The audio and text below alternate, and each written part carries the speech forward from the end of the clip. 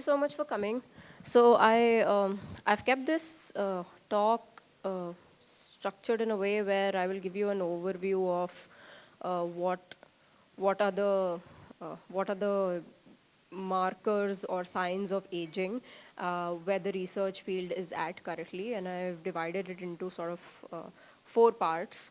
First one is to briefly touch upon what is longevity, longevity medicine, longevity science, and how there are different fields intersecting, and which component belongs to which segment in that area. The second one is to go deep dive into more of the markers of aging, and then how do you target those markers. That's the third part, is how do you target those markers for developing therapeutics.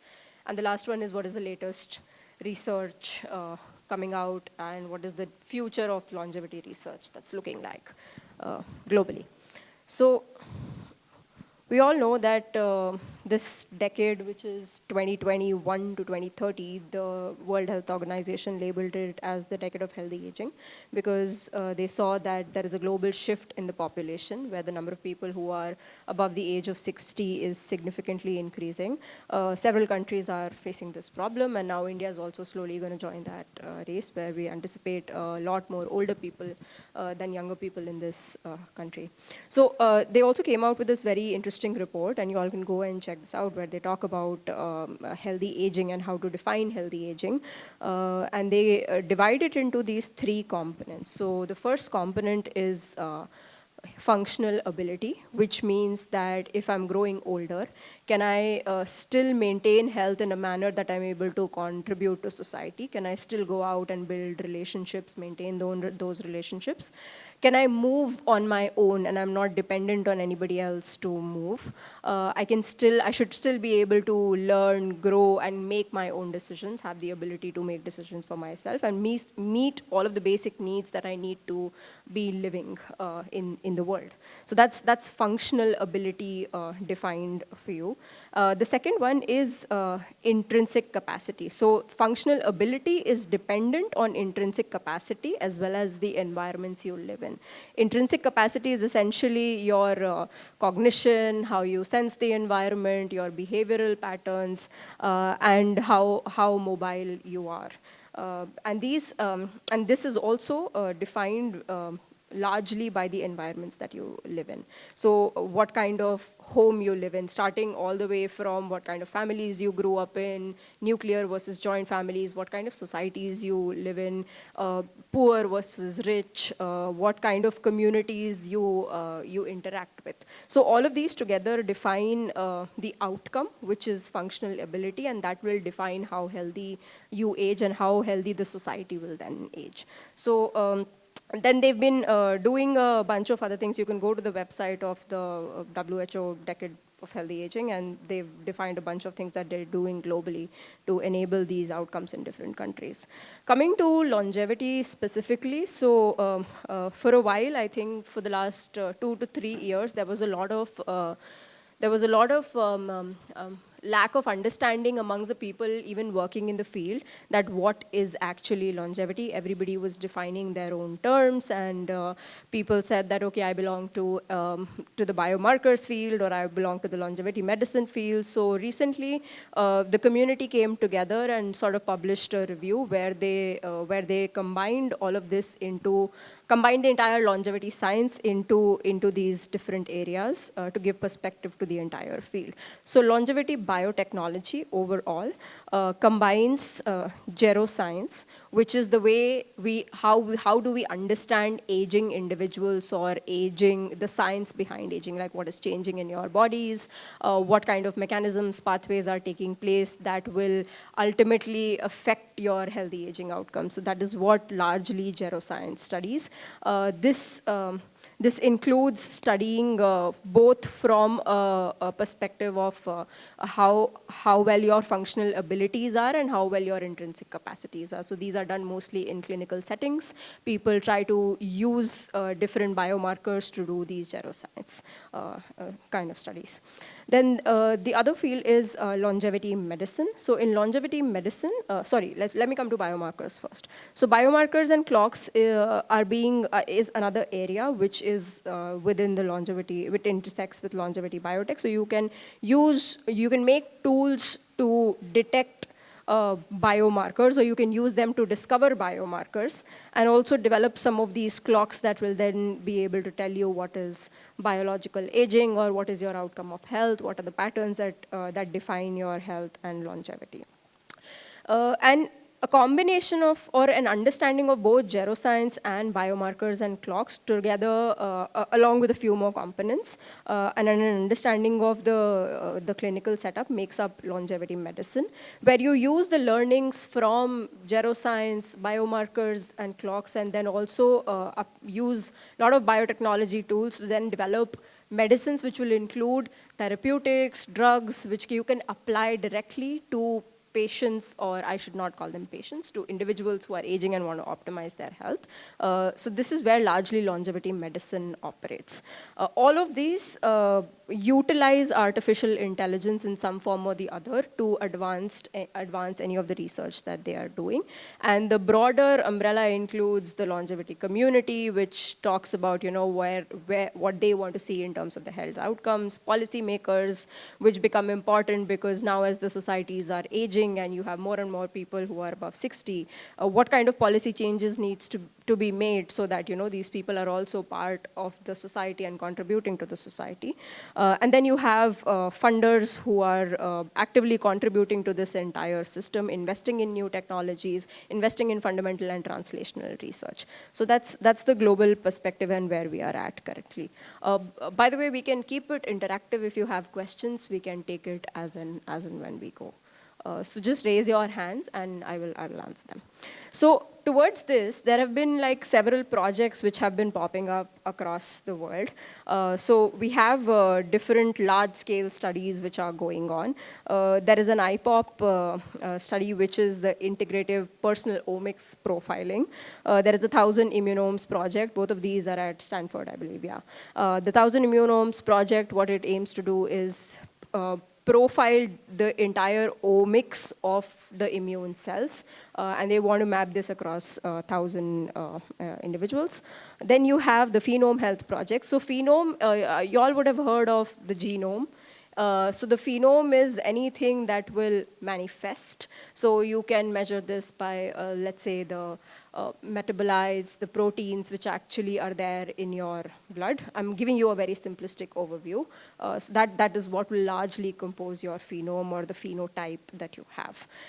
So this is a project that is anchored by the Buck Institute for Research in Aging. Then you have one of the largest studies, which is the UK biobank study. They've collected huge amounts of data from very large cohorts, and now that data is accessible for people to then answer some of the questions, like people have been using it to understand epigenetics of aging, or how does dementia change with age, or occurs with age. Then you have biomarkers that you can measure, where UK biobank has serum samples available. They have tissue samples available from various different humans, and you can access these to do any of the studies that you want to do with respect to aging. There's a Pihub project in China, which is trying to do the next generation of proteomics. Proteomics, right? Yeah, so they're doing like a next generation of proteomics to map how the proteomes change in aging individuals. And then there's been a study called LASI, which is the Longitudinal Aging Study of India. This is one of the largest studies that had happened in India, and it was funded by the NIH. It was a collaborative effort between different institutes, and largely what they collected is questionnaires, and they developed standardized tools to assess how the individuals are aging. So there are cohorts of people, up to 75,000 individuals across India have been included in this study, and they are being followed up. They release reports in in waves. So I think they are in the third wave now. Every 5 years, they do another repetition of the questionnaire and go back to these individuals. Largely what they map is where the people live, how they're aging, the occurrence of diseases.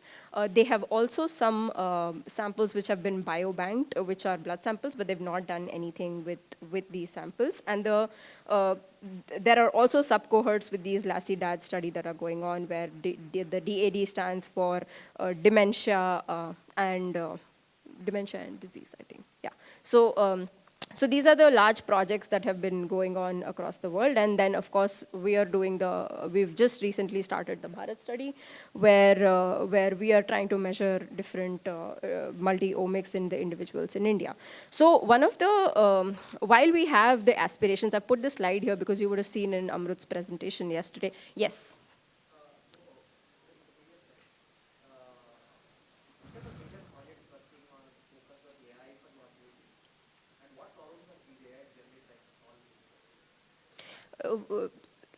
So you're saying which are the major projects in AI for aging, for longevity and aging? In the academic research settings, there is an entire AI platform that the Buck Institute has developed. So it's like a platform that they're developing to use that in multiple of the studies that are going on at Buck Institute. Professor David Furman is the director of that. You can look his profile up. He's the one who does these large-scale human studies, and he's also part of this 1,000 Immunosomes project. So a lot of omics studies require interventions from AI and ML pipelines because this is very large-scale data. So you need to inevitably apply AI into some of these analysis. Yes, yes. So like you have DNA in your body, and that's called all of the DNA collectively is called genome. So that means all the DNA in your body makes up a genome. So ome is a word for collective. So that means a proteome means all of the proteins in your blood or any cell or wherever. The entire transcriptome means all of the RNA in whichever sample I'm studying. Lipidome similarly is all the lipids. Metabolome is all of the metabolites. So omics collectively means that you can use you can study all of the collective metabolites, lipids, proteins in a particular sample, so that you don't have a very limited view of looking at that sample. You're being unbiased. You are studying everything to see patterns of what's changing and what's not changing. So that is omics. Now what people are trying to do is do multi-omics, where they want to study how DNA to RNA to protein to metabolites are all interconnected, because it's a single pathway where DNA gets translated into transcribed into RNA and then protein. So how are those interconnected, and can you find interconnections in a way where you don't need to do all of these together, but you can find like a common marker that will be able to tell you much more, which is like an end product of this. So that's omics study. With regards to applications, there are several companies coming up which are screening, which are developing AI platforms to enable drug discovery, screening of drugs, which will be specifically for example, Athena Dow had a project up on Catalyst yesterday. You would have seen that. It's Nissi Ovaria. That's being done by a company called Gero AI. They have developed a platform where they will screen more and more drugs using AI for reproductive longevity. So In Silico Medicine is another company which does drug discovery based on using AI and in silico screening. Yes, yes, drug discovery, biomarker discovery, developing clocks. All of these areas are where a lot of AI is being used. Okay. Yeah, so while we have this aspiration of, going from cellular model systems to all the way developing data for India and having dignity in aging and preventive health, there's also a lot of limitations that come to the research specifically in India. We rely largely on Western data for our health, which means that I don't know if you all are aware, but the blood reports that you get have reference intervals, which we're obtaining from a study that was done in the West in the 1960s, and we've never updated them. So for India, we have no reference mapping for what kind of values would be the new new normal for let's say, cholesterol molecules in your blood or vitamin D levels.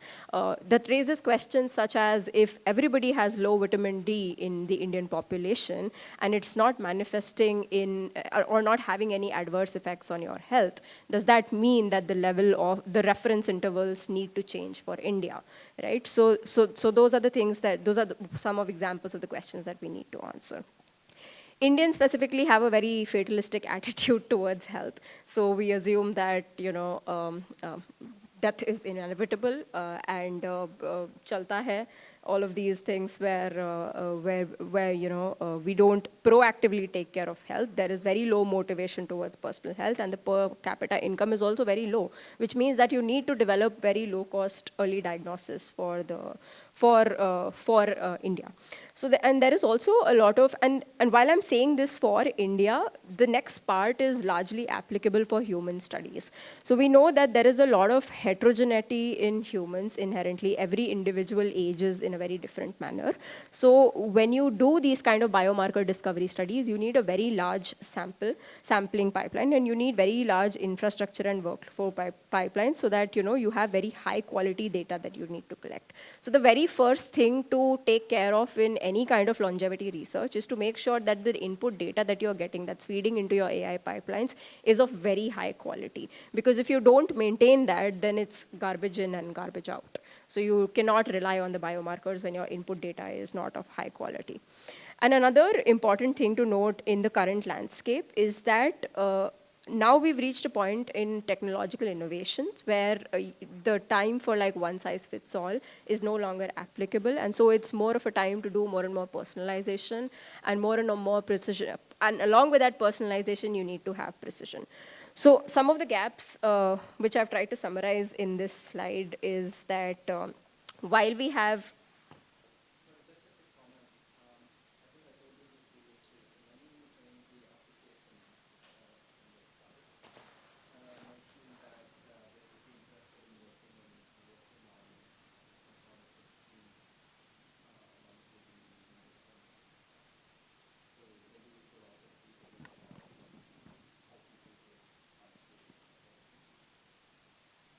Yeah, okay. Yeah, so with respect to precision has to do more and more with longevity medicine side of things, and personalization. And precision has to do more with how well you can identify biomarkers and pathways in a way that once you connect all of the dots, you don't need to go through that iterative process when you're working with individuals, and you have precision in your interventions.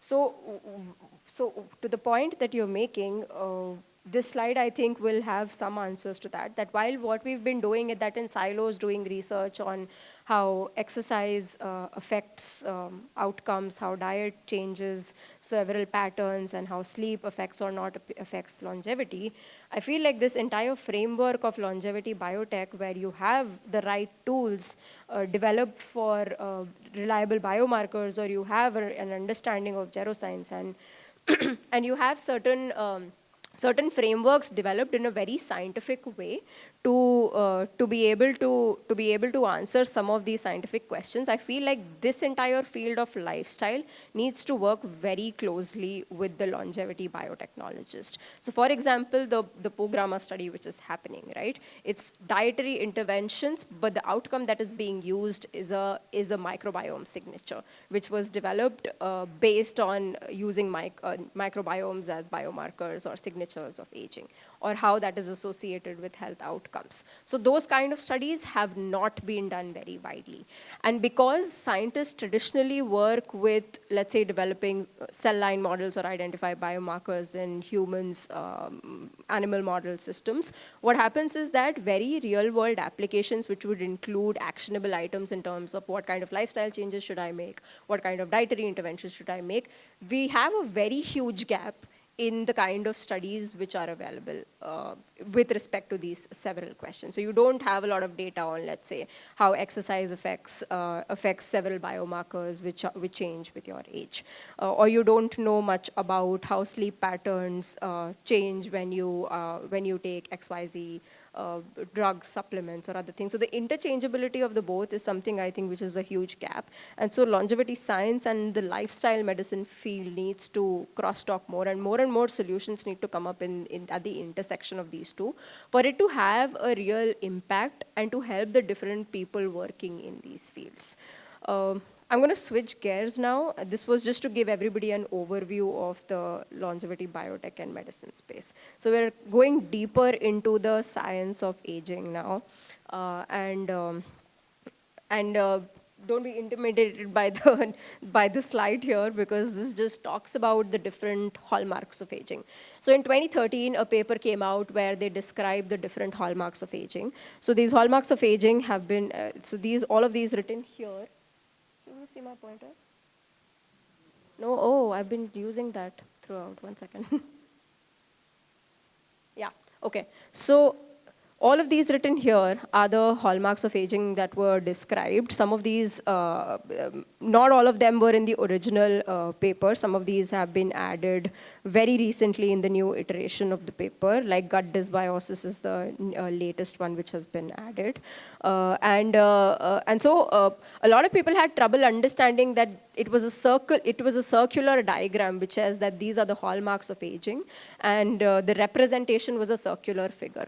So over the course of the last 10 years, people have had different interpretations of how do you interpret this entire hallmarks of aging, which were defined by people across the world. They had done different types of research and then come up with these common hallmarks that always accompanied aging, be it in animal models or be it in human models. All of these were present there when you were studying aging individuals.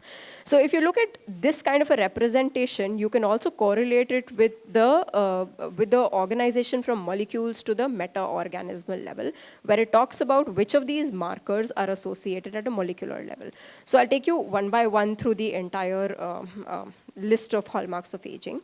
I'm sure you know that telomeres are the most commonly known marker of aging, where people know that the telomeres, which are the ends of your chromosomes, they become shorter as you age. And this has largely to do because every time your cells replicate, the size of the ends of your DNA become shorter and shorter and shorter. And so there comes a point when the telomeres become so short that the cells will enter a state where they will no longer divide. So that was one of the first hallmarks which was discovered in 1951 in a cell line model. And then people started studying it in different contexts. The second thing is genomic instability, which in simpler terms, you can say DNA damage or damage to, or sort of accumulation of damage over the years. So there was also a theory which says that when you have free radical buildup in your cells, you will have a lot more DNA damage, and that will lead to aging outcomes. So that was called the free radical theory of aging. Telomere attrition is also DNA damage of a sort. So you have these two always present on the DNA.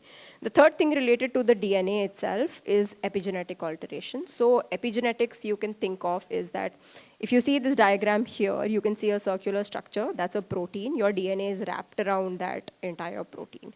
So now for that DNA to become accessible, you need to unwrap it. And this entire process is regulated by something called epigenetic modifications. So if you have epigenetic modifications on that particular site in the DNA, that will define whether the unwrapping or the wrapping will happen. And so these patterns of these epigenetic alterations are changed as you age. That's a very simplistic definition of epigenetics, but is much more complex than that. But people have found that in young individuals versus older individuals, there are very defined signatures that you can find, which will define that whether this person is aging at a faster rate or a slower rate. I believe Amrut wants to do a whole session on data and how different clocks are present. So he'll talk a little bit about clocks which have been developed using epigenetic signatures for aging. Then there is loss of proteostasis, which means that there's like constant protein turnover in your cells, and then the cells keep on making and breaking protein. But this entire process gets dysregulated when you're aging at like a cellular level. And that can also lead to aging, and you will also see it as an outcome of aging. So one thing which is very which people have not been able to delineate is that whether when you trigger any of these kind of damages, whether it will lead to aging, and when there is already aging, you will also see this is like a chicken and egg problem. Yeah, yeah. It's like a chicken and egg problem. So for all of these, and when you imagine it as a circular wheel, no matter where you enter that wheel from, you will still end up with the same outcome, which is aging. Coming on to the organelle level, so there are, I'm sure you all have heard of mitochondria, which is the powerhouse of the cell. Mitochondria is now becoming very, very important in aging because there are several new papers coming out saying that mitochondrial dysfunction is very closely linked with aging. So if you even trigger mitochondrial dysfunction alone without any other damage, you can lead to aging in the cells. And any other damage trigger will lead to mitochondrial dysfunction as like one of the first step that you see in the hallmarks of aging. Then there is autophagy. So autophagy is basically how your cells recycle or clean up the resources that they want to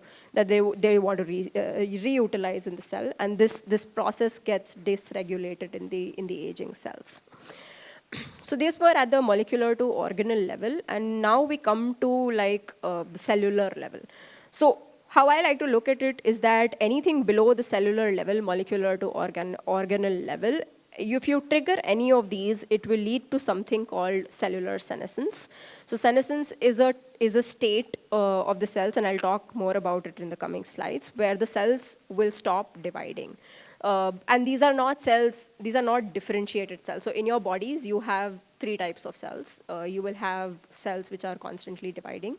You will have permanently differentiated cells which have attained a fate, for example, neurons. Then you will have cells which are quiescent cells, which can also come back into proliferation and then go back into a differentiated state.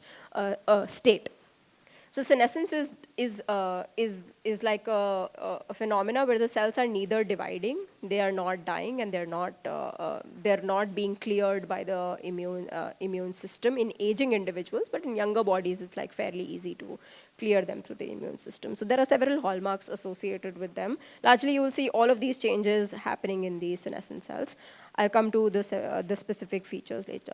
Now, from here, we're moving on to like the organismal level or the organ level, where you see that the stem cells start getting exhausted at an organismal level as the organism starts aging. Most of the cells which are dysfunctional, which would include senescent cells, these will produce a very chronic state of inflammation. Largely, it was believed that a cell which is dysfunctional, which is a senescent cell, will release these chronic inflammatory molecules, and this would be to call the immune system to come and clear it from the tissue level. But then there comes a point when the immune system itself is very weak, so it can no longer do that job. So then that chronic inflammation persists, and you have that leading to systemic aging. Then there is a dysregulated Okay. How to explain inflammation? Anybody wants to take this? Okay. Inflammation is a, you want to take it? Okay. So inflammation is a state in the body where there are too many definitions. So I'll give you an example along with this, right? Let's say the immune system is going on doing its surveillance, okay? And there is a pathogen or a bacteria that invades your body.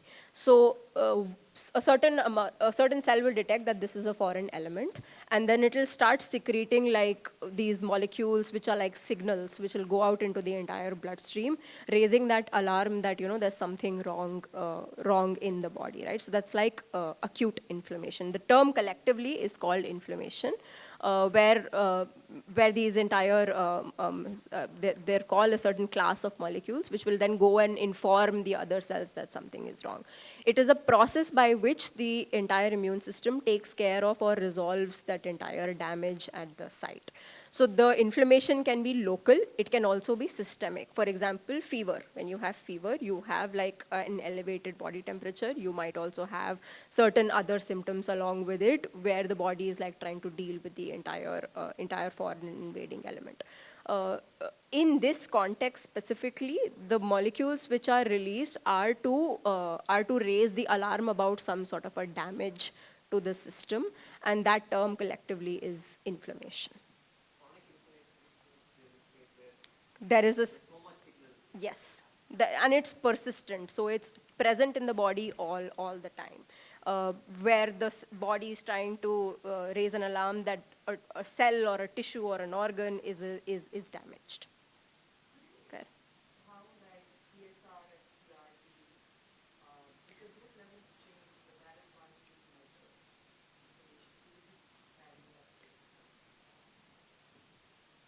Yes. So CRP is, so you can look at these as markers that will go up when there is inflammation. They've used it as a proxy for when there is inflammation in the system. CRP is linked to, I cannot do a general explanation because both of them will change depending on the context.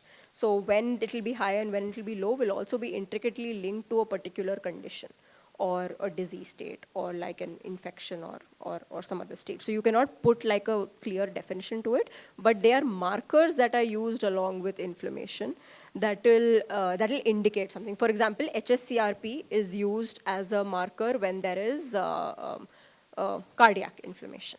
Right? So they have used it as a proxy to sort of say that every time that there is a condition that your heart has some issue, this C-reactive protein will go up in the blood.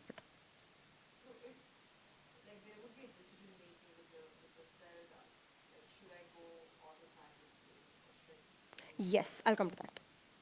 Yeah. Okay, and so there is dysregulated nutrient sensing, which means that every cell will perceive what kind of resources are available to it. For example, glucose uptake, right? It has to uptake glucose. It also has to perform its functions. That's just one example. And so this sensing of the molecules coming from outside and what kind of resources it needs to actually perform the function, this entire process is dysregulated in aging.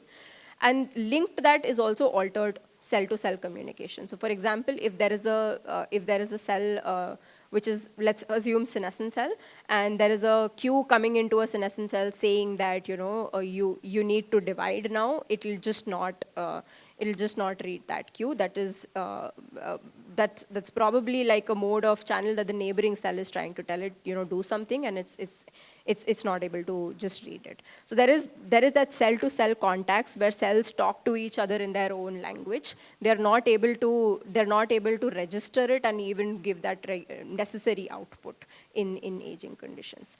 And then we come to the meta-organismal level, where you have dysbiosis of the microbiome that is present inside your body. You can have dysregulated microbiome in the gut. I don't know whether there's changes in the skin microbiome, but I'm sure there is. There are also different types of microbiome or microorganisms that are being now discovered in different organs. So there is a change in the patterns of these microbiomes that reside in your gut with age. So if you go from like the molecular to meta-organism level, at every level you can see a signature that is associated with aging. And you can correlate all of these with like eroding hallmarks of health. So for example, you have reduced turnover rates of proteins. You have different, so essentially this entire process is called homeostasis, which means maintaining a certain state in the cell. So homeostasis is the collective term for that. And that homeostasis is altered when there is aging. And you can also sort of correlate it with repair and regeneration. So as the more the hallmarks of aging go up, the lesser the repair and regeneration process is. So now I would also like to look at, so I've already spoken about this senescent-centric view of aging. I'll come to what exactly senescent cells are.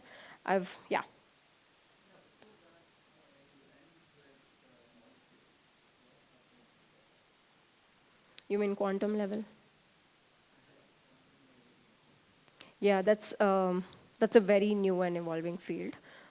People are now trying to study how quantum changes affect cell-to-cell communication and cell fate decisions.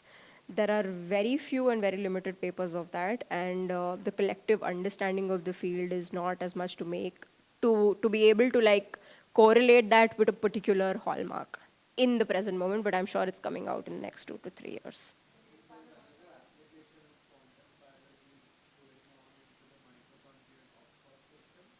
Mm.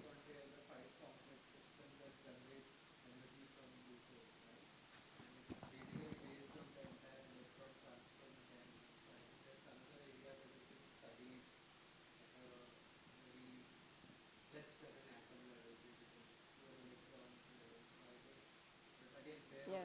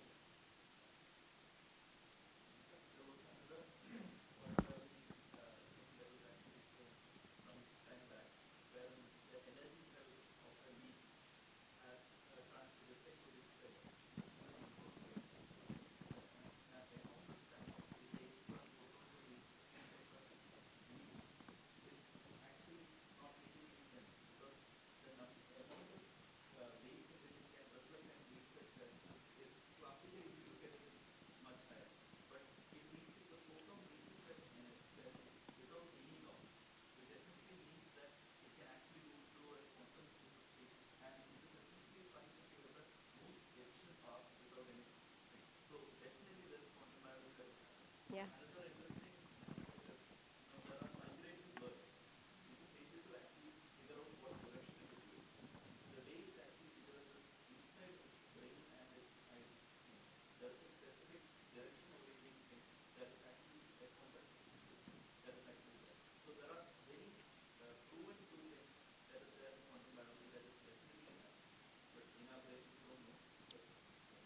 Yeah, yeah. I mean, there's lots happening in quantum bio with respect to aging, is what I said. Hmm.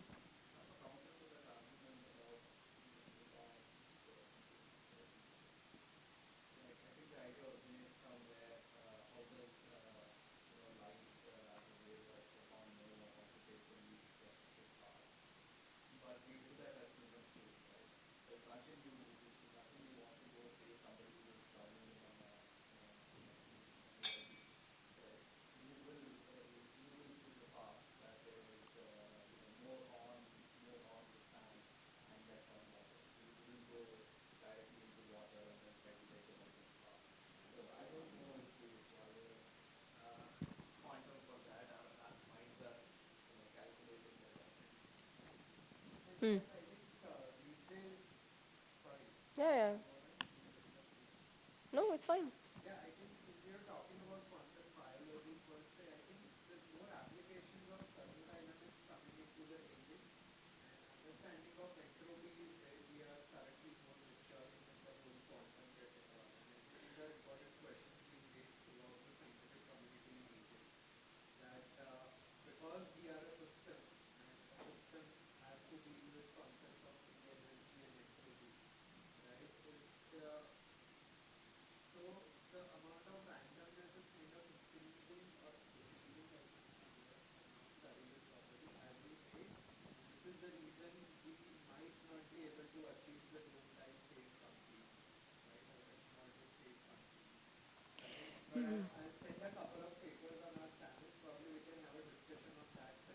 Yeah.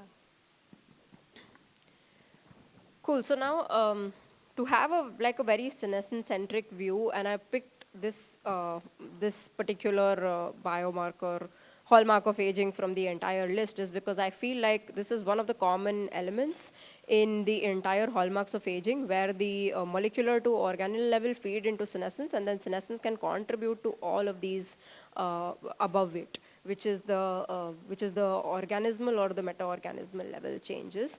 The common denominator is cellular senescence. So like studying it, understanding the biomarkers would contribute a lot to the understanding of how bodies are aging. So what is exactly a senescent cells?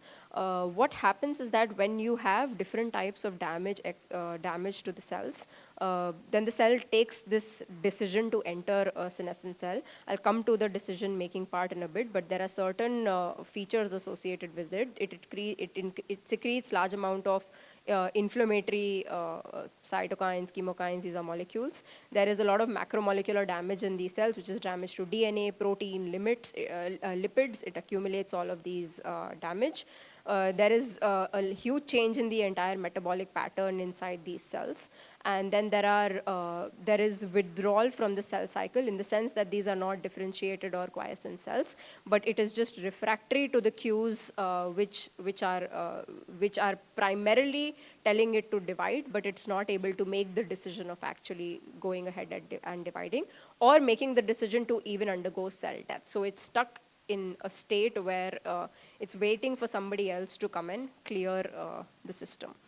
So there are different types of ways in which you can trigger senescence, and like I said, all of the other molecular hallmarks can trigger senescence in any normal cell in the body.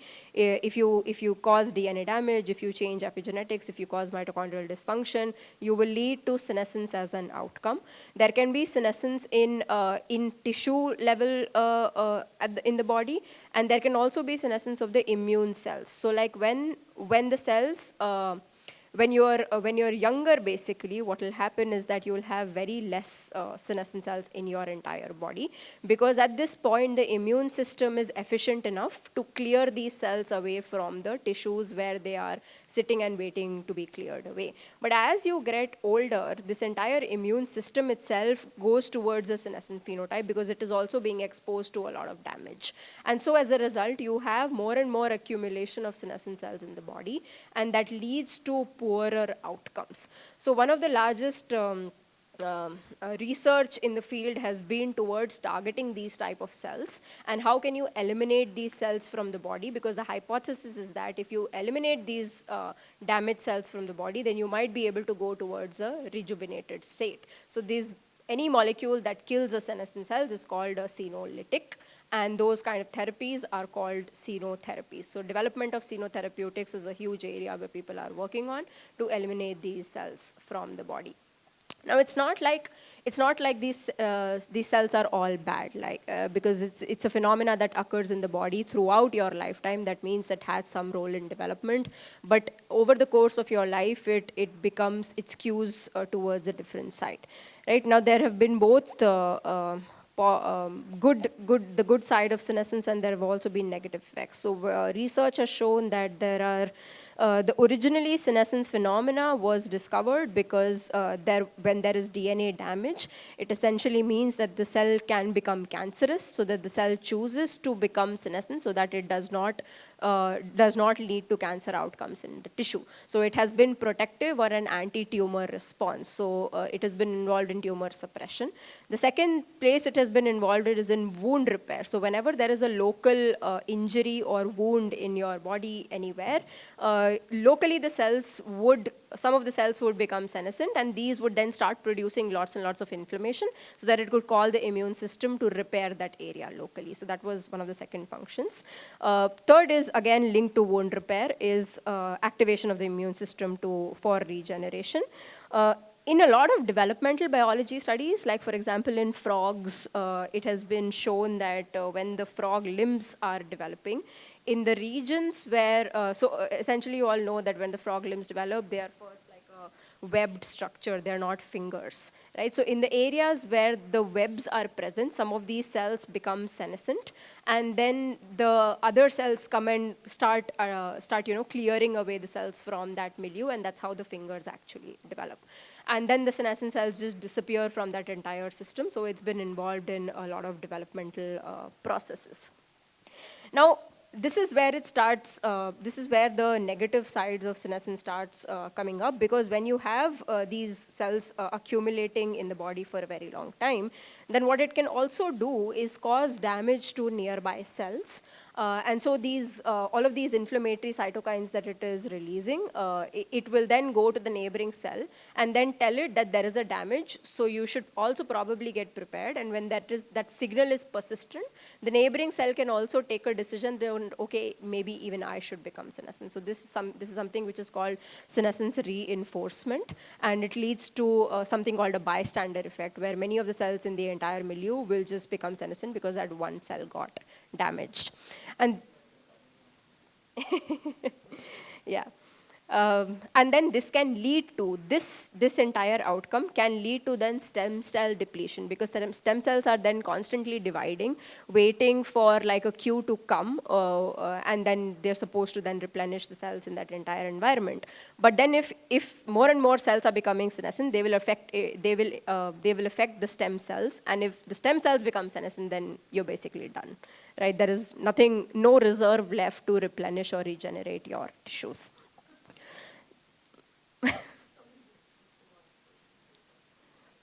Okay.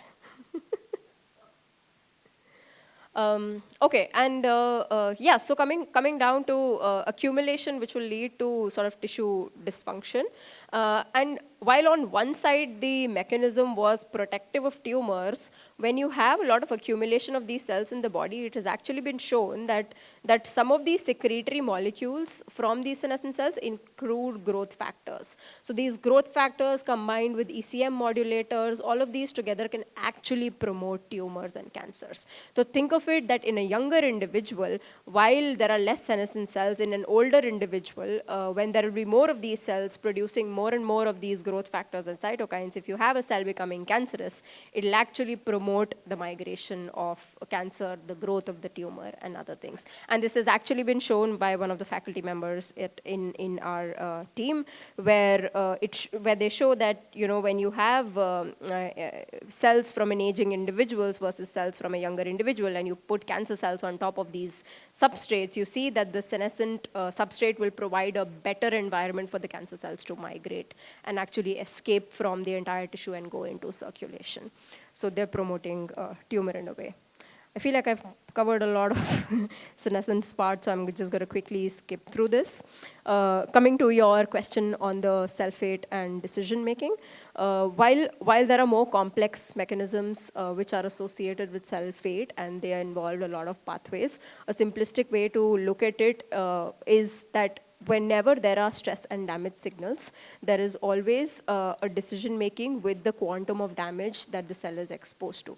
This could be DNA, lipid, macromolecular damage, or like a combined assessment of how much damage there is and whether the cell is actually capable of repairing that damage or not.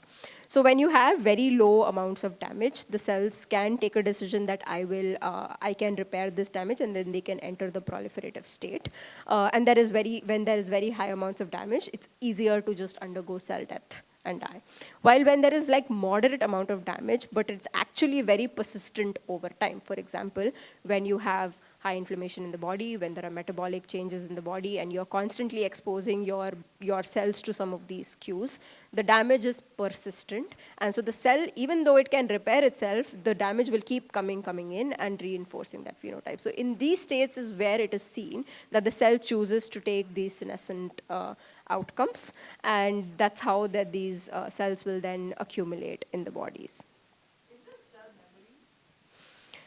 Not that anybody has studied as of now. It's not a memory. It is so something what Amrut has been doing is mapping, like if you give XYZ quantum of damage, then what fate will be taken based on the combinations of the proteins that are there. So in a way, when you talk about memory, if it is those remembering those patterns and when to choose, maybe yes, but people have not studied it like that. Does that somehow answer your question? There is no memory in the...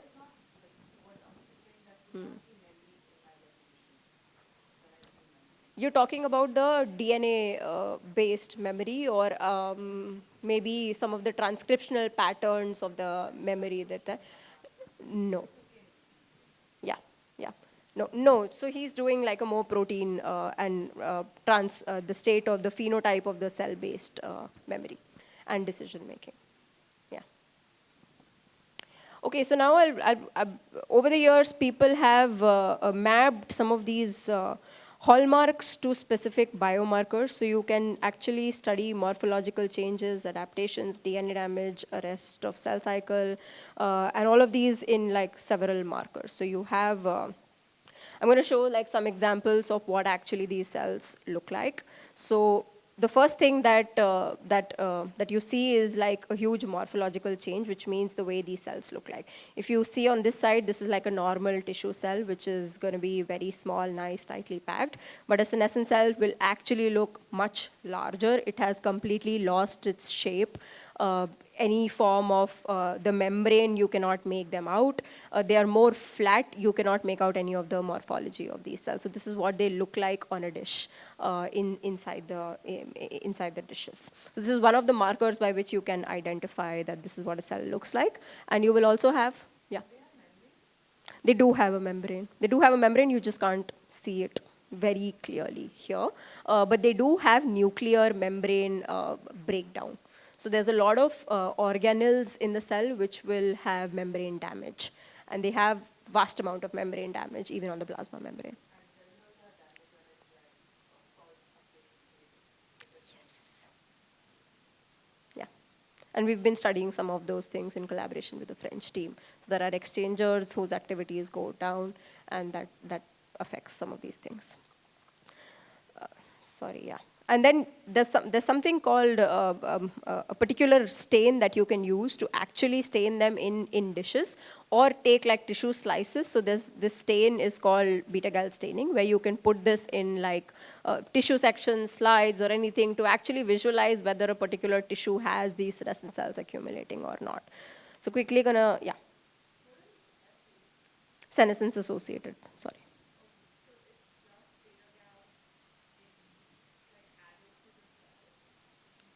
Yeah.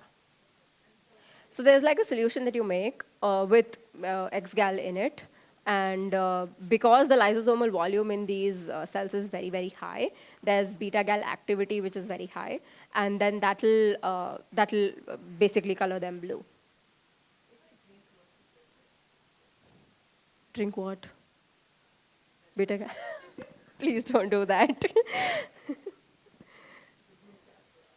No, but that's an interesting thing, because people have been looking for dye-based alternatives to like visualize it in like living organisms. So you inject it, and then it can be taken up in your tissues and organs, and it can hopefully light up on some machine.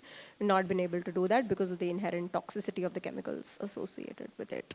So that will definitely lead you to die.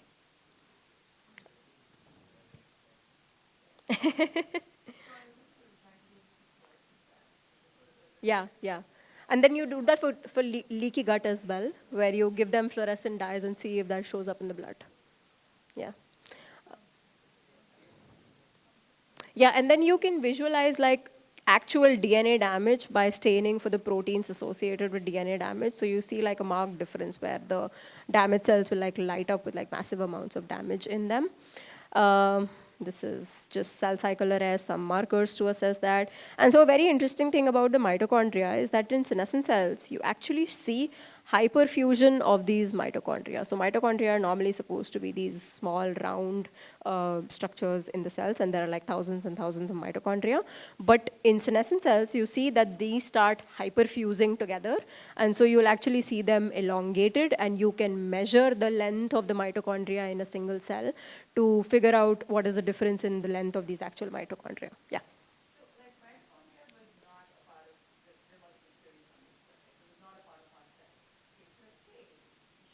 Yeah. Yeah. Yeah. Yeah.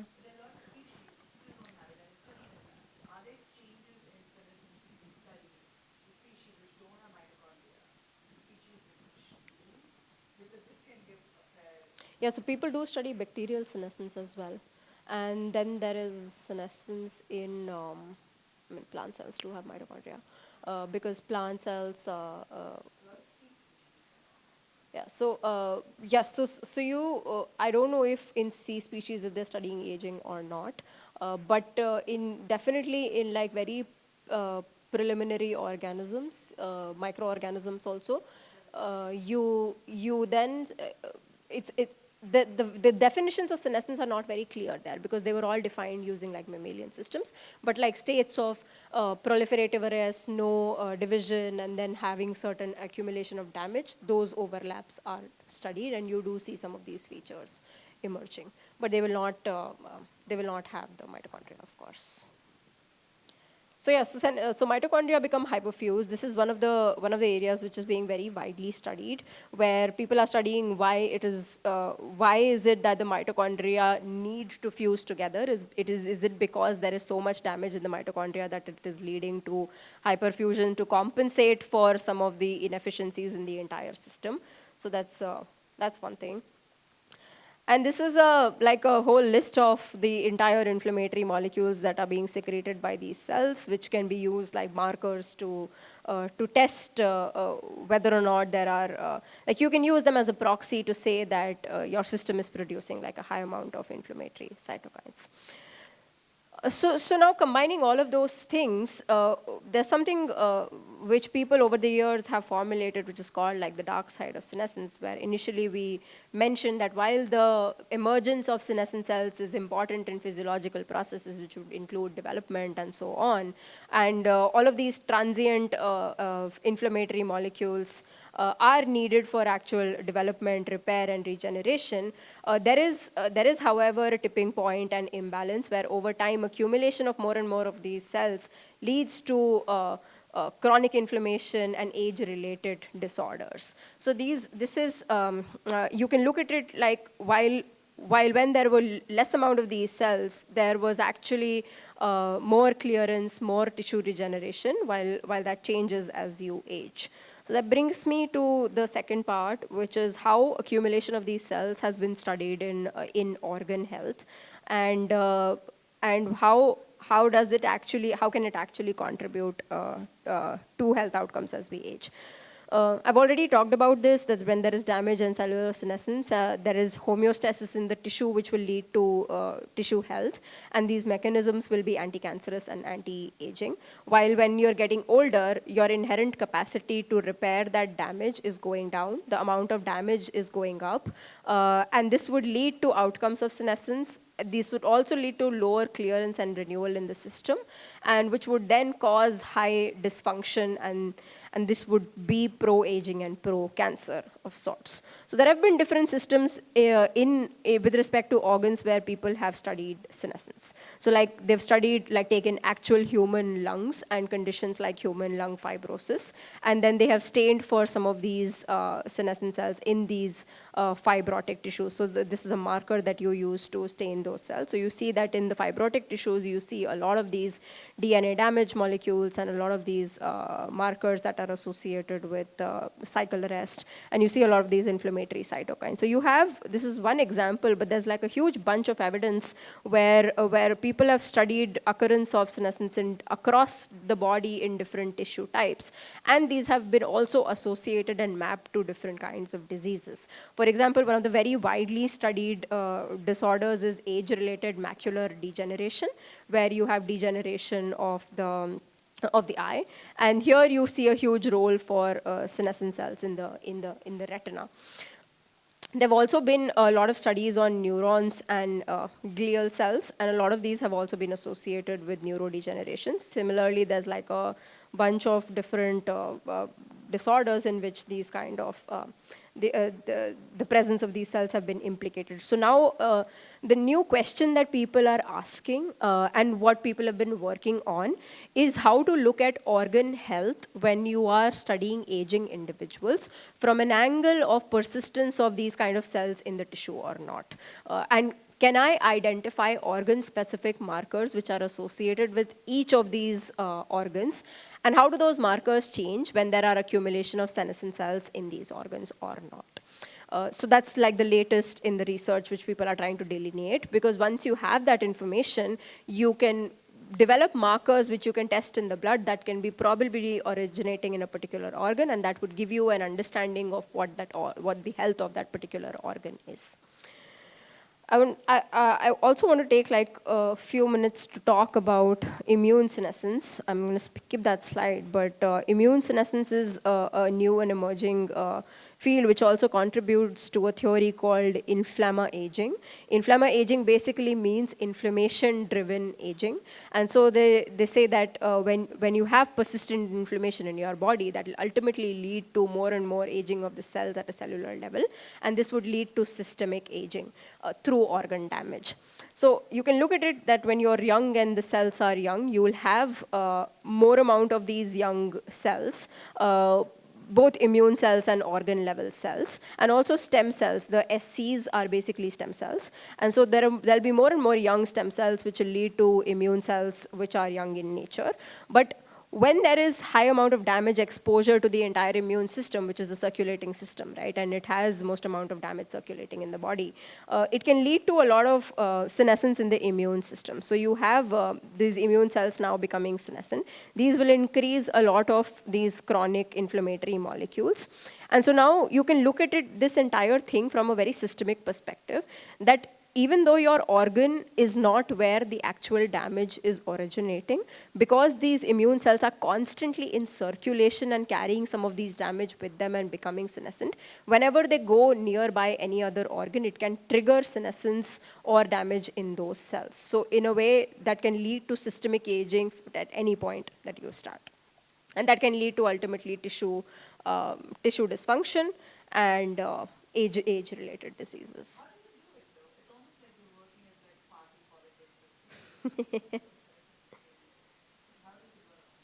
Yeah, so currently, the current theory for that is that the decision making in the cells of the immune cells, it largely follows the pattern of any other organ system, right? So it will become senescent, but the entire body or the response of the turnover is controlled by like homing of these cells into back to the bone marrow, and then destruction, and then the stem cells going back, making new cells and going into the circulation.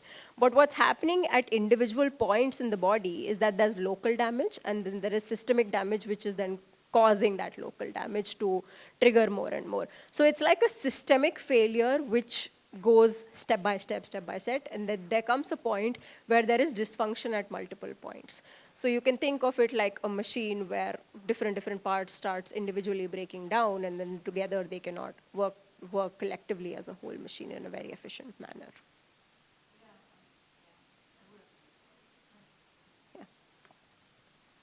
Yeah, so and then there's also very interesting results coming up. There is systemic inflammation. It will affect the gut microbiome, which will then ultimately affect tissue and organ aging. Yeah. Yes. Most of this is a chicken and egg problem at this moment, because you don't know which one comes first. Largely, what you can say is that the exposome is from the air and from the circulatory system, from the food intake. And so your gut lining and your lungs are the ones which are getting exposed, and your skin is getting exposed to most amount of external damage. And that's most likely the first organ system that is going to cause that drive towards systemic aging, because they are coming in contact with the external environment.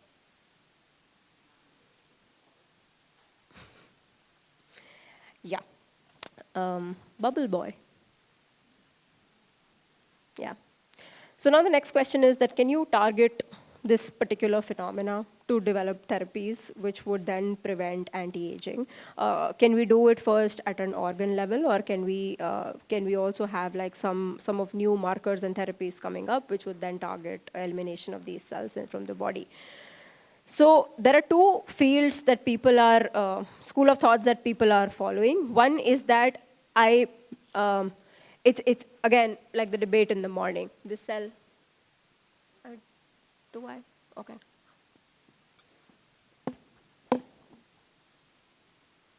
Yeah.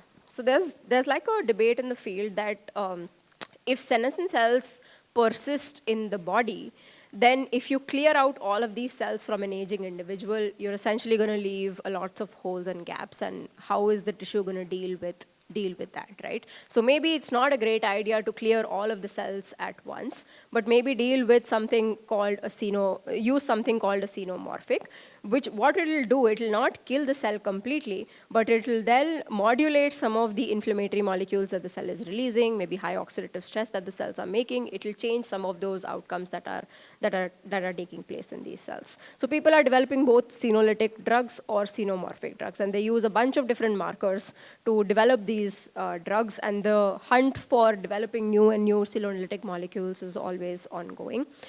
They largely target most of these pathways, which are the hallmarks of these senescent cells, which are very unique features of these cells to be able to eliminate them, because the challenge here is that whatever drug or molecule you develop should not kill a normal cell in the body. It should only go and kill a senescent cell in the body, much like anything where people do it with cancer research. It should not affect the normal cells. So then a lot of people have taken both pharmacological approaches and also lifestyle intervention-based approaches, where the outcome, which is reduction in inflammation or reduction in oxidative stress, can be done by these two types of interventions. You can either tackle lifestyle, where you can have lifestyle interventions that will then ultimately lead to changes in reduction in any of these symptoms. These include your exercise, dietary interventions, and there are a bunch of different things in the fields where people are trying, and we need more and more research on those. And then the modulation of gut microbiome is also a new interesting approach, which comes under the lifestyle intervention category, where people are trying to develop therapeutic approaches using these interventions. And then there's a whole industry working towards developing pharmaceutical drugs and interventions where there are molecules that will kill the cells, which will modulate some of these damage associated with the cells. There are specific molecules which were anti-inflammatory, and they are now being repurposed to applications in anti-aging. Antioxidants are a very potent molecules that are now being explored into anti-aging benefits, largely because most of these senescent cells need that oxidative burst to actually survive. So if you remove that oxidative burst from these senescent cells, then they will just undergo cell death. So that's an area that's up and coming. And then there are a bunch of other inhibitors that people are now developing. Some of these you would have heard of, like you have rapamycin, which attacks the mTOR pathway. But an interesting thing about this is that specifically in an Indian context, this would probably not work because it is also an immunosuppressant. So it would then reduce the ability of your immune system to fight infections. And then that means that if you're living in a tropical country and taking rapamycin, you may not die of aging, but you may die of some other infectious disease. So it is also very dependent on where the pathway attacks and where you are living and what kind of environment you are in to be able to find the right kind of intervention for you. It's definitely not one size will be applicable to everybody. And there are new therapies which are coming up where people are now looking at cell replacement, stem cell replacement therapies, cell transplantation therapies, where people are taking cells from younger individuals and transplanting them into older individuals. This would also include your blood transfusions and your stem cell transfusions. There are also gene therapies which people are exploring, where any kind of gene which is associated with declining function in aged individuals, you can simply alter the expression in these individuals and see the outcomes of or health benefits of that. Since we've talked so much about inflammation, modulation of the immune system is something that is a huge area of research, and people are working on regeneration of different tissues, but I think most of the research is going into cardiac regeneration because that is one of the most important organ systems and is the first one to fail. So briefly touching upon like 2-3 new therapies, and this is the last slide that I have. There is I'm just going to talk about a little bit about this new therapy, which is called the CAR T-cell therapy. This is one of the latest anti-aging therapies that has come out. It it basically stands for chimeric antigen receptor. So what it does is every aged cell will express this unique antigen. It's much like any infectious disease will express like an antigen. So people have been trying to identify these unique signatures on these senescent cells. And so CAR T cell therapy was developed for cancer, and then they repurposed it to aging application. So what they do is they express this receptor on the immune cells. So they take immune cells from you, and then they'll engineer it in the lab to express this particular antigen receptor. And this receptor will then go and recognize this particular antigen on the aging cells in your tissues throughout your body. And it will then cue this particular cell to undergo cell death. And so this is a very personalized way of targeting senescent cells without giving you any external drugs or modifications, using your own immune system, engineering it, and then leading to rejuvenation outcomes. The second thing, which is very futuristic and people are trying to do, is reprogramming of the entire senescent state. So this means that if you have an aged cell, and you want it to, and there is like a systemic change in the stem cell pool, there is a systemic change in the damage at the organ level. So how do you, instead of killing out some of these cells, how about you reprogram these cells to attain a different fate? So we all know that, no, maybe not all, but we know that there is something called the Yamanaka factors that were used to induce pluripotent stem cells, where you could just take any cell from the body and turn it into stem cells using these factors, or a cocktail of these, combination of these factors. And so now people are using this on aging differentiated cells or aging senescent cells to see whether this kind of a reprogramming can then trigger regeneration at an organ level and also at an organismal level. So that's all. I'm going to stop here and take any questions if you have. Too much? Too much? Not too much? Yeah, I'm just asking, too much? Not enough? Oh, okay, I can make another one.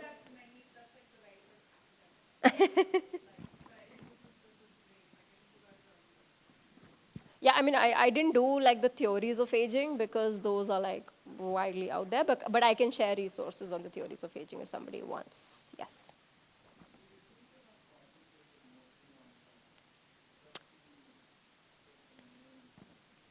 I did because, okay, I'll tell you why. One of the reasons to do that is because we're also rethinking now the hallmarks of aging from that perspective. So what happens is that there has always been a debate in the field that if you look at this entire hallmarks of aging, this slide, then stem cell exhaustion, inflammation, sensing, communication, all of these are just outcomes of these senescent cells. So senescent cells do show altered communication. They do secrete chronic inflammation. They lead to dysbiosis at an organismal systemic level. So that's why I presented the slide on the senescent-centric view of aging, where you see that if you start with a normal cell and then you trigger senescence in it, you can have all of those outcomes that you saw at an organismal and a meta-organismal level. So if you just take care of this particular aspect, you can reduce most of the outcomes that come with aging. And so most of the research is concentrated in that area.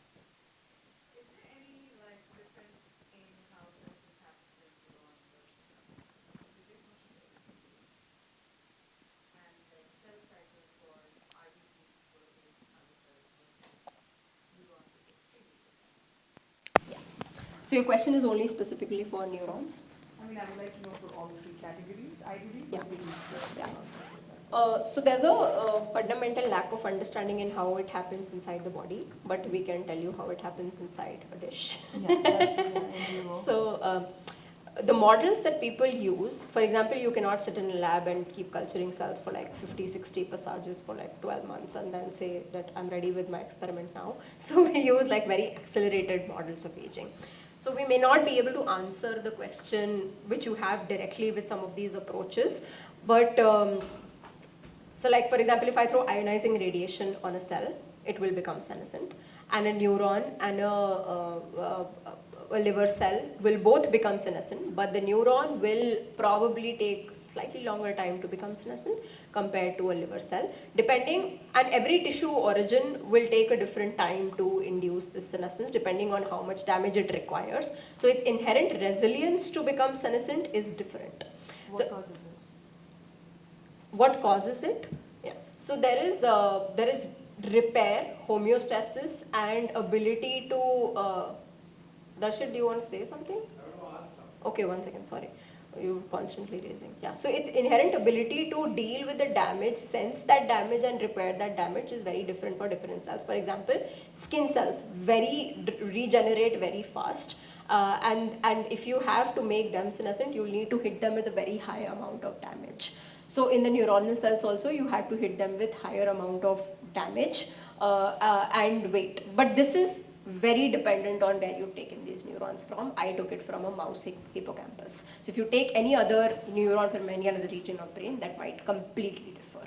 So the inherent factor is the resilience to repair the damage and the ability to take that decision whether or not I want to enter senescence.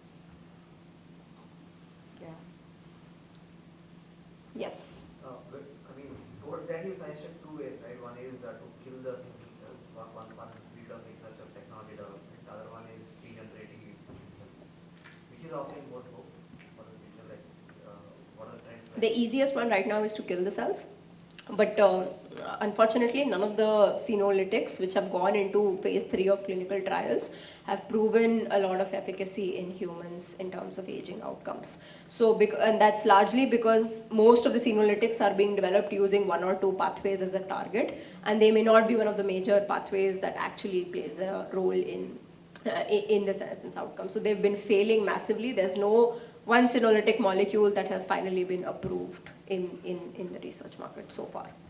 But won't And, fasting be an example of like inducing body through autophagy, and it Yeah. has had like really positive outcomes. The research is, so you would push a lot of cells into the path like, hey, you're not bunking, you want to just get out of my body. Yeah. So what it essentially does it'll reduce the amount of exposure to the damage to the cell.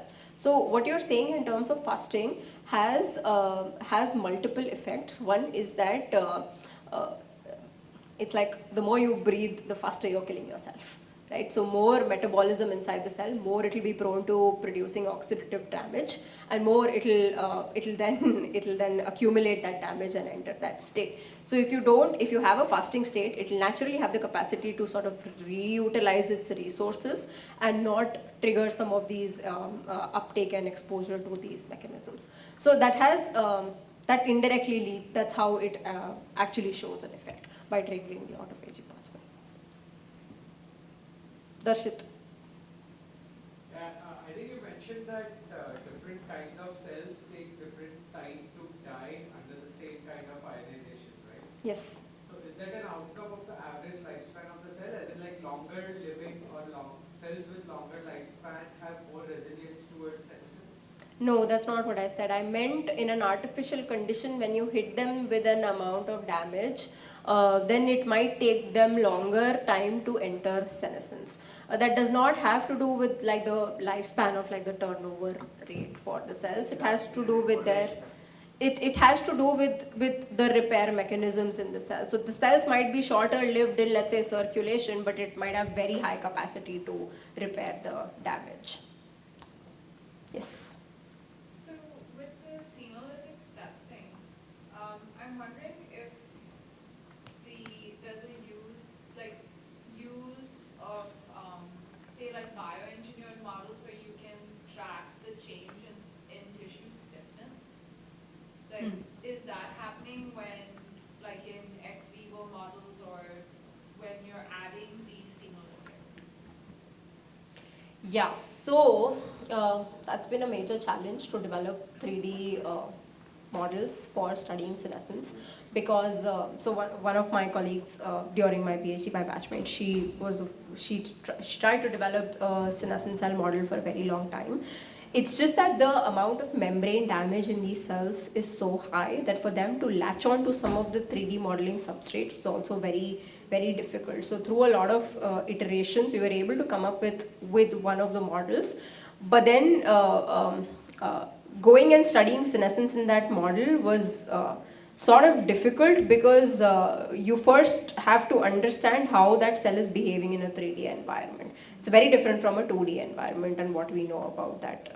And you're right that we do need to have a 3D engineered model, but then we also need to have like co-culture models of different types of tissues in that milieu, so that we know that it's only that one particular type of cell and the changes in particular that environment or the ECM conditions that will lead to death or not death of that cell. Yes, but people have also done that in like 2D co-culture models to sort of study the changes in stiffness. It's not very efficient, but largely people have been able to achieve some of these outcomes from like the cell to let's say a mouse model, if that testing has been done without any interventions of a 3D system, because mouse models are available to do this. And do you see that the field is, like, say if the adoption of, ex vivo bioengineered systems is slow, like, is there a way to, like, other than the mouse, to use human cells to study senolytics and xenomorphs? So like what people did with CAR T, taking your own cells and then developing CAR Ts, studying, I would say blood would be the only tissue which is like easily accessible for studying senolytic molecules. The good thing is that senescence patterns remain largely fairly same across different tissue types, so you can identify targets using one particular cell type. However, that's like the limitation in our current knowledge. It may or may not be true. So if you study ex vivo models from humans, let's say using the blood, and if it is not applicable to another organ system, while you will have a very good senolytic approach for the immune modulation, you may need 5-6 other different types of senolytics which will be applicable to lung or skin or some other type of system. That's the current challenge where the field is looking at a lot of therapies where they claim that it's an antioxidant, so it's good for your entire system, but it may not necessarily be true. Some molecules only act on one particular organ while others act on a completely different organ, and these are very much dependent on the state or the metabolic patterns in these cells. There is definitely the first part of the question that you have, ex vivo models that are not mouse models. Studying communication in the cells in the sense of using normal cells with some of these senescent cells in a 3D organ system is something that people have been trying to do. Specifically, there have been some papers where people have studied the skin and senescence in the skin to do this, and developed ex vivo models for this. But apart from that, I have not seen any other ex vivo models, because you can't take out any other organ to like study.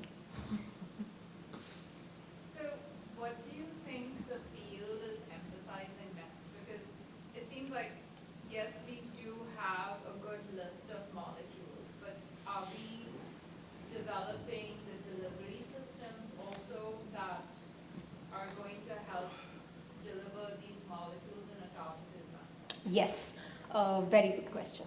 So while on one side you can use all of this knowledge to understand what are the fundamental changes that are happening in the cells, you will also be able to study the differences from a normal system that these cells exhibit. For example, can I target a particular receptor to target the cells, or can I target a particular protein to make my delivery system latch onto it? There are people who are developing nanoparticles which are specifically going to deliver these drugs into these senescent cells. And then the questions arise on how different are uptake mechanisms of a normal cell compared to a senescent cells. They're very different. Essentially, you can look at the senescent cells as like, I don't give a shit. I will do whatever I want. All the rules that apply to a normal cell do not apply to me. So all of the information that we have on a normal cell, all of those rules completely change when you take a senescent cells. For example, when I was studying patterns of cell communication in these cells, if you just throw in a ligand on your cell, the response that a normal cell will have with, let's take calcium. It'll have like an oscillatory pattern of calcium spikes in the cell. But when you go to a senescent cells, you'll have a complete absence of these spikes or bursts when you have the same receptor being stimulated in these two cells. So that's something that we studied. Now that leads to more questions, that is it because of these altered signaling and responsive cues? Do you need like different delivery systems? If you have those delivery systems which have been developed for younger cells, will they actually go and be taken up by older cells? That's like one question that the field is now trying to ask.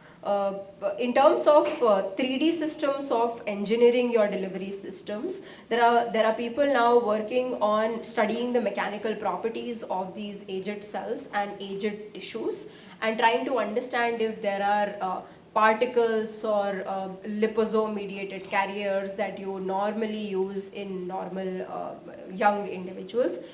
Do they even have efficient delivery in older systems? Because you've tested them all in a younger milieu, but you have no idea whether it's actually going to go cause uptake of your particular particles in the older system. So they've been studying mechanical properties and harnessing the entire mechanical properties and understanding to change the way they deliver drugs into these systems. And so like when you have, say, fibrosis in the liver or something like that, then that's when you're also having a drug delivery problem. Yes. And so, do you know if there have been any advances in like sort of computational models that help us identify how you might deliver the same drug in like taking a slightly different approach? I don't. Because the tissue is so different now. Yeah. I don't know about computational models, but people have been looking at fibrotic conditions and how they differ. I mean, how does the fibrotic tissue differ in terms of uptaking different drug molecules? So there are definitely mechanical changes that they've been studying, and how that affects the uptake of these drug delivery systems. Of course, there's a problem of that tissue becoming so rigid that you will not have the particles moving through it. And so some of these understandings are very nascent, and you will need to have more and more research to first of all get an understanding of the milieu itself, and then develop more and more drugs and therapies on it. So I think mechanosensing, mechanical changes and alterations in aging is like fairly like 5-6 years old only, and the entire understanding is fairly new. Sorry, Shravan had a question. Yeah. So now that I know that there are like these hallmarks of aging, what should a normal person do now? I mean, this science would evolve over a period, but what should somebody do now? There was this slide that I had that you can do this.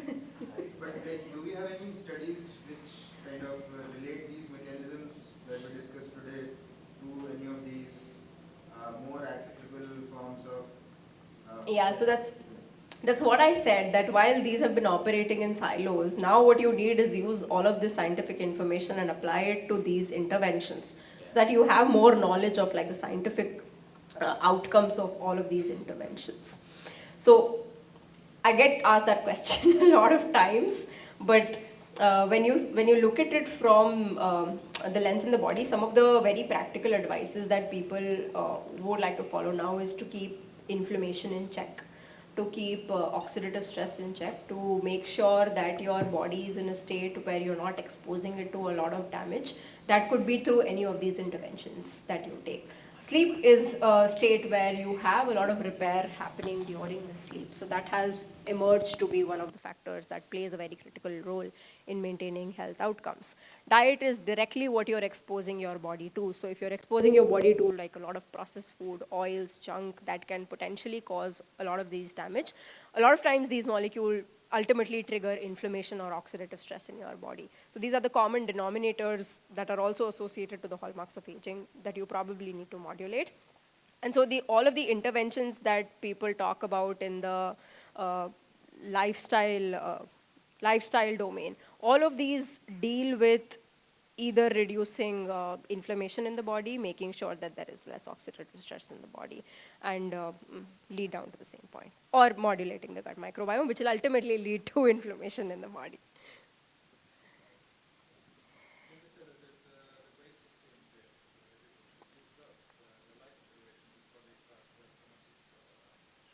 Yes. So,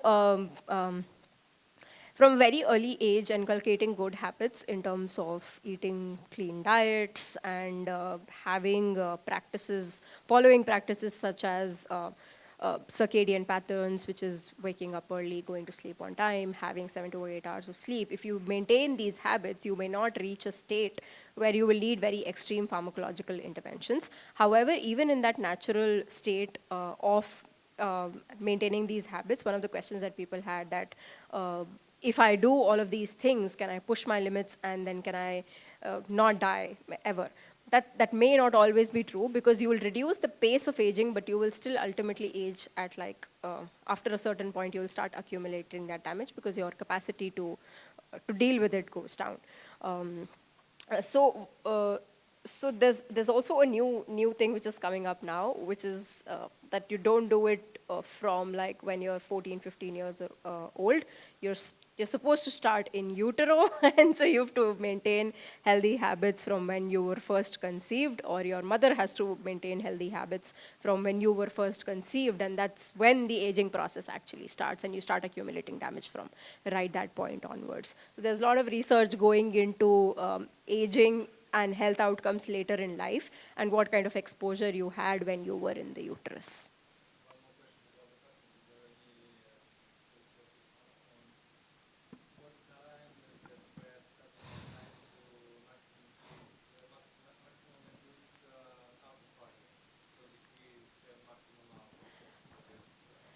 There's like loads of study. Everybody says something different, which is why I say that you cannot follow a research study. You'll have to, different for different people. So you have to find out what works the best for you, and the way to do that is to see that the health outcomes should be improving for you. Measure some of these biomarkers. Yes. Yes. Yes. Which is the entire concept of optimizing health span, where you go through these processes of measurements and then protocols to then optimize which is the one that works best for you.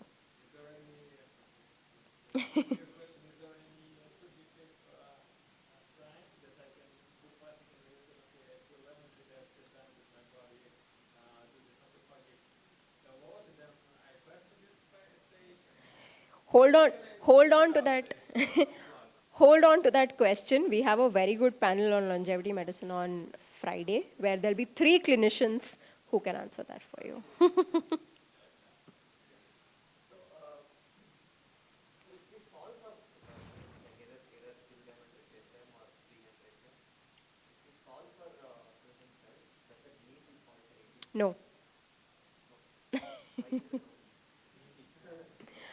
Maybe? Maybe. No, I don't think so. I mean, see, senescence is. Oh, so you're saying that if you find a way to completely stop the cells from becoming senescent again as well, right? Or replacing the senescent cell with other therapeutic function, or regenerating the senescent cell. Like whatever method, if we have, imagine we have a mechanism where this problem is solved, where we are speeding up senescent cell creation to happen solved. Yes. So Does that mean we solved aging?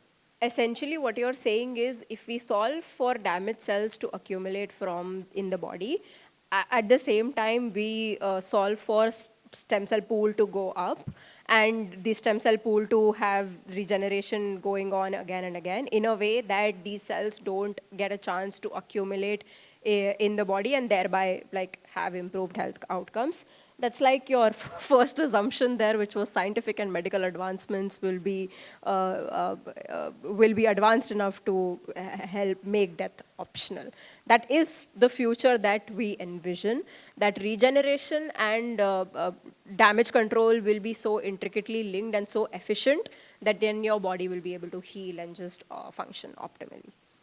But the path towards that is something that is not very well chalked out yet.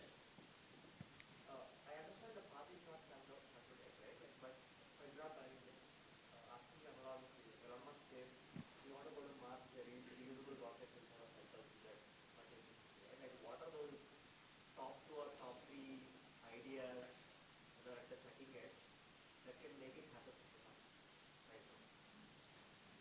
Yeah, so I've given you a gist of how things are currently working. So let me go to one slide. Yeah. So if you see this like systemic approach, what I have done on this slide is like combine multiple of these to show you like a simplistic view of how it happens. The problem is what you are saying that if we are able to achieve this, then we'll be solving for aging. You'll have to do it at a cellular level, organ communication level, and then a systemic level in a way that you'll have to solve for multiple of these systems, which are organ systems in the body, interacting with each other. So while it sounds very easy that, oh, if I'm able to sort of regenerate one particular organ system, then I can probably solve for aging. The path towards that, what people have been doing is identify organ specific signatures, try to keep organ signatures in check. Keep organ systems healthy in isolation, so that if there is a particular organ that is deteriorating at like a faster rate, then I can probably assume that that is the one which is causing damage to all of the other organs. So if I can keep this one in check, then I might be able to stop the systemic rate of aging. That's one of them. Second is, if you look at it from a systems perspective, and if you have some of these interventions and lifestyle that will tackle the entire system from you making it like a single entity, then finding a then that will be a very complex combination of the habits that you make, the regenerative medicine that you will have to take, and the ultimate health outcomes that you will have as a combination of these both. Towards that, there's a lot of gray areas on how you're going to do this. So that's going to be like my top two. There's no third one currently, because what people have been doing largely is to focus on understanding the science of aging right now. And so unless you understand something completely, you will not be able to find therapeutic modalities. So that's the fundamental challenge in the field right now.